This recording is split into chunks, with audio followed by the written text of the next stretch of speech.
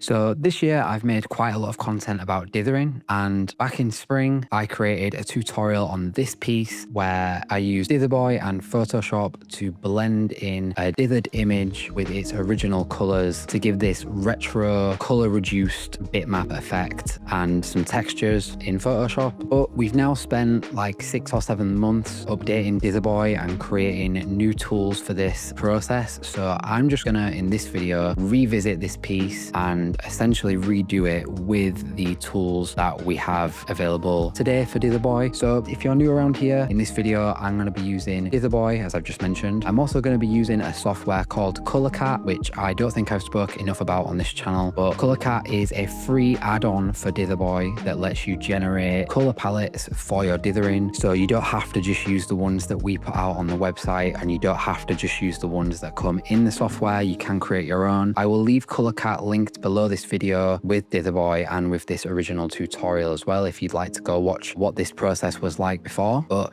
to get started straight away, I've opened up the PSD file from, this one's from the 14th of February, so ages ago now. We're in October. So if I just disable the blending I did here, so way back when we didn't have color in Dither Boy, what I've done is just exported this black and white dither, put the original image on top with hard light, and I've just added a hue and saturation adjustment and some curves to the dither to make it brighter essentially, which creates the look as though it is color reduced, as though we have reduced the fidelity of the color in the image. If you zoom in, I was lying because we've not done that. You can see like there's still gradient within the dither, which is not how dithering works. Obviously zoomed out and for a tutorial and a nice little idea, it is still cool. Probably would still print well if you spent some time cleaning this up, but I'm going to disable these other layers now. So we've just got the original image. And by the way, if you want to get images like this is a public domain image. You can come to this site called public.work. And I think what I typed in was probably just portrait. Back when I found this, I think maybe the site's been loaded with new images since then, so it might not be as easy to find. But yeah, if you want like a cool public domain vintage, well, that's not really vintage, it's like a medieval painting, I guess, to work on, then I would have a look on there. But I have got ColorCat open here, and I'm going to click on capture in a second, but I've got to move my ColorCat out of the way, just quickly out of the recording area before I do that. So I'm going to click capture.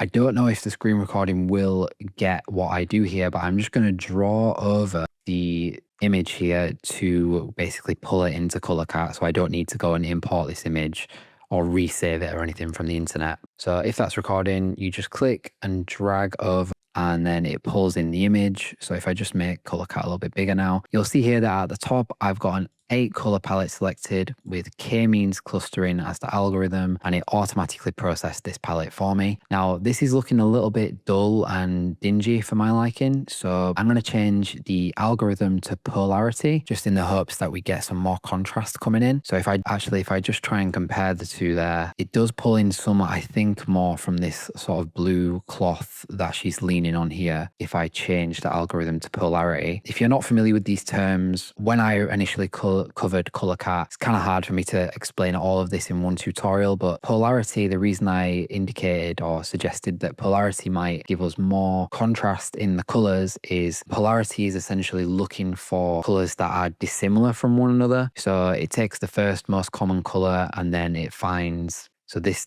one at the top would be the most common color according to polarity. Then it's found this one at the end as the most opposite, and then it fills in the gaps with the same process basically. So if you go for something like median cut, these colors are going to be very similar, like that's quite a smooth gradient here between the top and the bottom. Or if we go for octree, again, like really, really smooth. So polarity is one that I wanted to add just to make sure that there was an algorithm that would most of the time give you contrast. So I'm happy with the palette sorting set to luminance for this one. So I'm just going to click on Save Dither Boy palette, and I'm going to name it Medieval Painting 1, and I'm going to start a new category called Tutorial Palettes, so that if I make any other palettes in future tutorials, I can put these out and you can store them in your Dither Boy just in one category away from anything else that you might make. Now, while I'm here, I'm just going to pull color cut out the way a little bit again. And this hue and saturation adjustment I applied originally when I blended the Dither adds 55 saturation so that it sort of evens out when these are blended. So if I redo the blending here and then redo my capture, I might get a nicer color palette from this. So we'll see. So this one basically what it's outputted with the same 8 color polarity luminance setting. It's kind of just like the one we just exported, but with everything toned up, so contrast toned up, and there's just a bigger gap between all of these colors really. So I'm going to save this one as Medieval Painting 2 and I'll add it to the tutorial palettes category as well. And then another thing you can do if you are working in color, for example, if you just don't like what this entire image is giving you, maybe it's just giving too much black, too many black pixels, you don't want this color to be in here. Obviously, like we've got the custom settings and stuff in here, but I like to do it from an image to a palette to a dither. So if you just do a smaller capture, like if I get a lot more of the skin and a lot more of this blue towel in like this, then it gives you, see there's a lot less green in this one. So we did still get some black obviously from the hair, but I'll save this one as well. And I'm just going to try one again with just the skin tones. This one's a bit boring. I'm probably not going to do that one, but using the capture feature, you can like iterate quite a lot. So I'd quite like to get one with a lot more of the blue and a lot more of the green, kind of like this. Maybe if I change this to clustering, this one kind of works. So we've got like this low green brown here from sort of this section and this section, and then we've got 2 blues coming in, and I'll see if changing.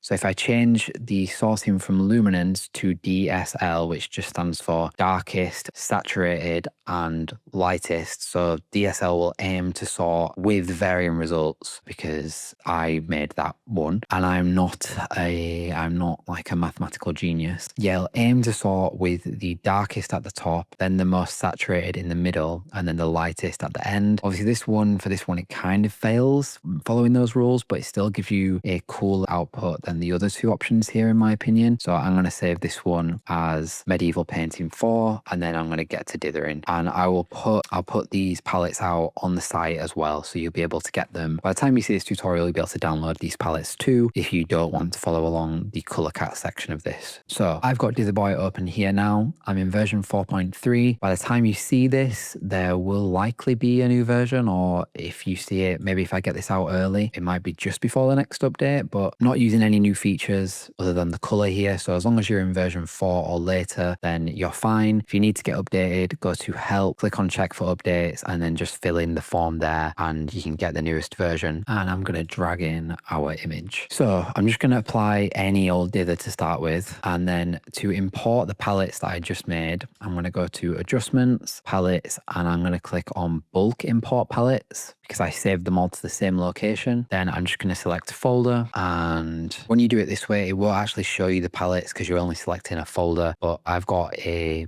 whole system for my own palettes here. So I've just got a folder called unsorted that I output my palettes into. Obviously it shows as empty here, but it has got the 4 palettes in there. So if I select that folder, it says imported for, and I will have a new category showing up now for tutorial palettes. And I've got these palettes here now waiting for me to use. So I'm going to start off with the first one that we created. And so I need to just up the depth a little bit on this one. And just so you're looking at a dither that is a little bit nicer. Okay, my OBS just crashed, but I'm back now where I was before. So I'm just going to load the first palette in, and I'm going to start adding some depth. But where I was before is I was just making the dither settings like a little bit nicer to look at so that you can actually see what's going on here. So with the first palette loaded, if I just start moving the depth up here and moving the contrast down a little bit, I went a little bit too far with that before. Obviously, the way we set up the color in Dither Boy is we basically aim to distribute the colors to emulate like retro hardware and like retro implementations of Dither Boy.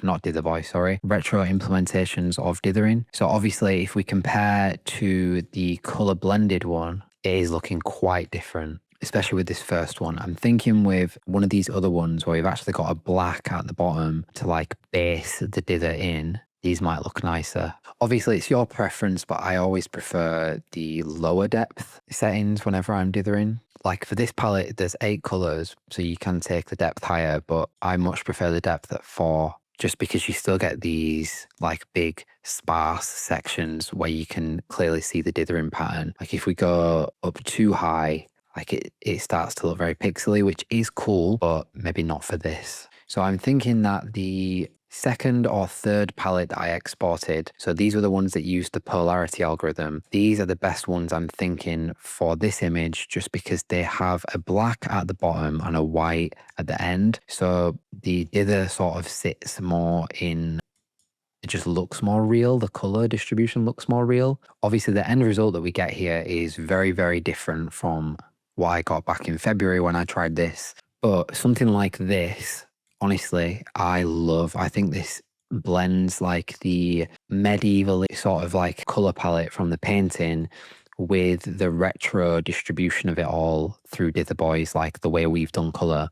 This one, this is the third palette. So this is the one that used polarity, and I based this one on the extra saturation from this color blend. So this one is by far my favorite. But the cool thing obviously here is that you can use these colors on other dithers, and you can, if we go into like the Halloween category, we put up a Halloween category of dithering color palettes on the website recently, and we pick like a 4-color dither and just introduce completely new colors that weren't in the original at all. This looks really cool as well. So I mentioned before at the start that this appears as though we've dithered and transferred the colors over, but obviously in reality we have gradient and, you know, pixels that are from the original just sort of coming through the darker sections of the dithering here, while the light ones like sit on top to sort of hide it when you zoom out. The difference is if you do this process, so if I just switch back to one of the tutorial palettes here, let me find some settings that I like as well. So something like this, super, super close. I think probably as close as you can get. If you're following along, I'm using the Bay Avoid algorithm. I went for Bay Avoid just because it responds much better to luminance threshold than Bay Ordered, in my opinion. Just make sure you turn the warp intensity down. Bay Avoid, named after the developer that I work on Dither Boy with, because he's known as Danny Void.